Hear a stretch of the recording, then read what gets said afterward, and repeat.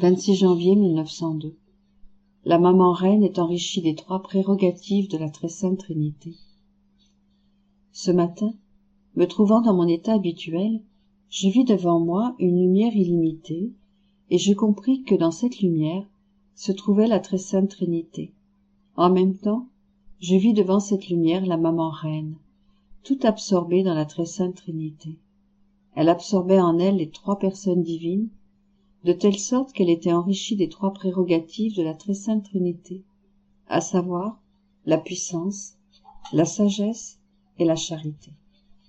Et comme Dieu aime le genre humain comme étant une partie de lui-même, une parcelle sortie de lui, il désire ardemment que cette partie de lui-même revienne en lui. La maman reine, en participant à ce désir, aime le genre humain d'un amour ardent. Pendant que j'absorbais cela, j'ai vu mon confesseur. J'ai prié la très sainte Vierge d'intervenir en sa faveur auprès de la très sainte Trinité. D'une inclination de la tête, elle manifesta son accord.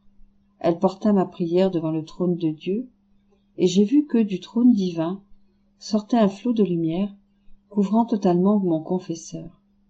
Après, je me suis retrouvée dans mon corps. 26 janvier 1930.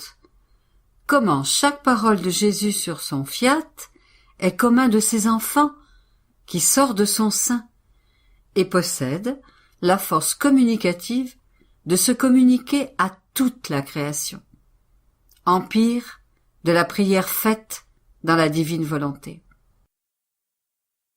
Mon envol dans le divin fiat continue, et je comprends mieux comment le ciel et la terre en sont remplis. Il n'est pas une chose créée qui ne soit porteuse d'une volonté si sainte, mais mon esprit errait dans le fiat lorsque mon doux Jésus, se manifestant en moi, me dit: Ma fille, toutes les choses créées, en vertu de ma divine volonté, en qui elles vivent, perçoivent, lorsque mon divin vouloir veut manifester une vérité qui lui appartienne, une connaissance sur lui-même, ou accomplir une de ses œuvres. Comme la volonté qui domine toute la création est une, les œuvres sentent en elles-mêmes la vertu communicative, créatrice et préservatrice, qui veut agir et se faire connaître. Par conséquent, elles sentent qu'une autre sœur veut se joindre à elles, et elles célèbrent la nouvelle venue. Ainsi, chaque parole que j'ai dite sur mon divin vouloir a été un fiat prononcé par nous, et qui est sorti comme un enfant du sein de notre volonté.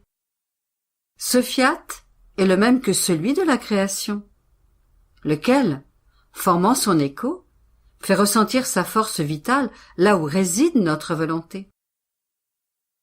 Ce qui arrive lorsque notre divin fiat veut agir, se prononcer, se faire connaître et manifester d'autres vérités, est comparable à ce qui se passe lorsque les membres d'une famille voient que leur mère est sur le point de donner naissance à d'autres petits-enfants. Toute la famille est en fête, parce qu'elle s'agrandit, et chaque fois que s'ajoute un autre petit frère ou une autre petite sœur, tous se réjouissent et célèbrent la venue des nouveaux arrivants parmi eux. La création est ainsi. Comme elle est sortie du sein de ma divine volonté, toutes mes œuvres forment une famille. Elles sont unies entre elles, et il leur semble que l'une ne peut vivre sans l'autre. Ma volonté les unit au point de les rendre inséparables, parce qu'elles sentent que la volonté qui les domine est une. Entendant parler si longuement de mon fiat, des nombreuses connaissances qu'il continue de te manifester, elles ont le sentiment que le nombre de la génération divine de mon fiat s'accroît, et la famille de la création se voit grandir, et célèbre le prélude du royaume de ma divine volonté.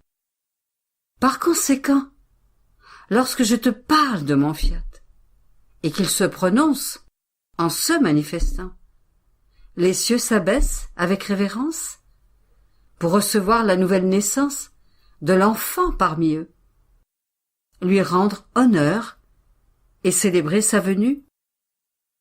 Ma fille, lorsque ma divine volonté veut se prononcer, elle s'étend partout et fait sentir sa force créatrice et son écho en toutes les choses où elle règne. Après quoi, je continuai à prier pour que le bienheureux Jésus hâte la venue du règne tant attendu de la divine volonté sur la terre. Et mon bien-aimé Jésus, qui attend lui-même avec tant d'impatience le triomphe de la divine volonté, semblait touché par cette prière et me dit: Ma fille, les prières faites dans le divin vouloir pour obtenir la venue de son royaume sur la terre exercent un grand empire sur Dieu. Dieu lui-même ne peut ni les mettre de côté, ni refuser de les accorder. En fait, lorsque la créature prie dans mon divin fiat, nous ressentons la force de notre volonté qui prie avec son empire. Elle s'étend partout avec son immensité, et embrassant la force universelle, la prière se répand partout, de telle sorte que nous nous sentons encerclés de tous côtés, et c'est notre propre volonté qui prie en nous. Et cette prière se transforme en commandement et nous dit: Je le veux. Et comme elle règne avec son doux empire sur notre être divin, nous disons: Nous le voulons.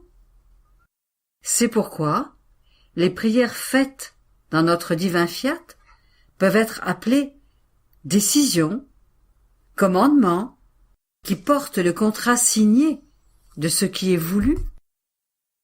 Et si ce qui est voulu ne peut pas être vu instantanément, c'est parce que nous disposons les causes secondaires de façon à laisser sortir de nous ce que nous avons décidé.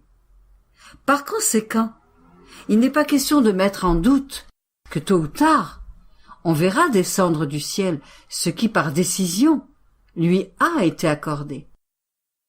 Par conséquent, continuent les prières dans notre fiat, des prières qui meuvent le ciel et la terre, et Dieu lui-même, si tu aimes voir mon royaume sur la terre. Et je prierai avec toi pour obtenir cette intention, d'autant plus que la raison ultime de la création est précisément que règne notre divine volonté sur la terre comme au ciel.